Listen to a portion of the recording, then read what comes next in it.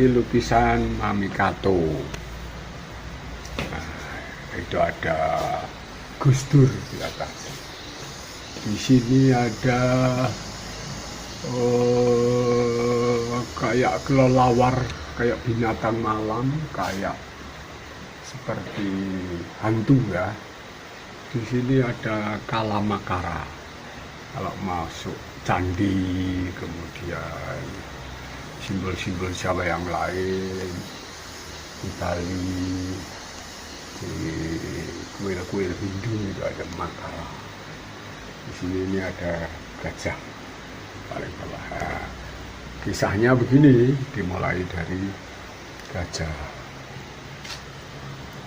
Gajah itu yang dikenal di Thailand, di Kamboja, Laos, Vietnam, atau mundur lagi sejak zaman kerajaan Angkor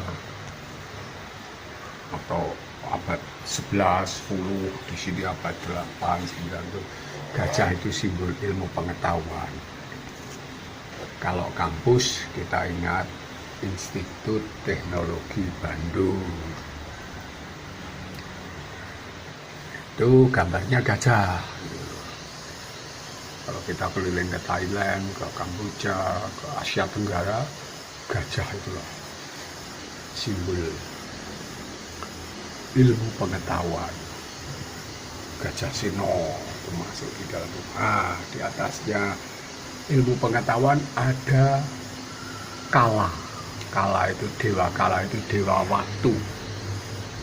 Dia yang menjadi saksi sejarah pagi, siang, sore, tahun ini, tahun depan, tahun lalu, 1 abad lalu, zaman Belanda, zaman Diponegoro, zaman Mataram, zaman abad 15, zaman Demak, zaman Majapahit, mundur lagi zaman Kediri Daha, mundur lagi zaman Borobudur. Nah, itu ada Dewa Kala. Dewa Kala itu yang menyaksikan, mencatat peristiwa sejarah. Ini ilmu pengetahuan, dia berkaitan dengan Dewa Kala. Jadi pagi dianggap benar, siang belum tentu benar. Tahun ini dianggap benar, tahun depan belum tentu benar. Kemudian Dewa Kala itu paling pusing menentukan salah benarnya ada pribadi-pribadi tertentu.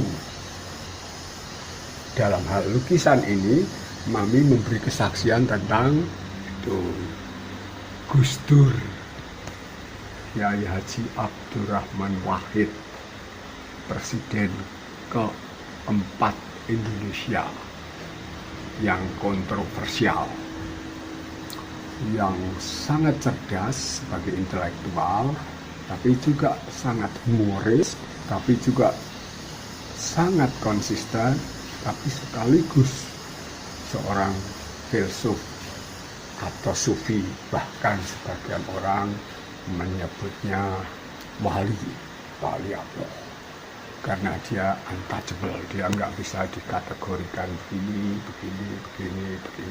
dideskripsikan itu tidak gampang.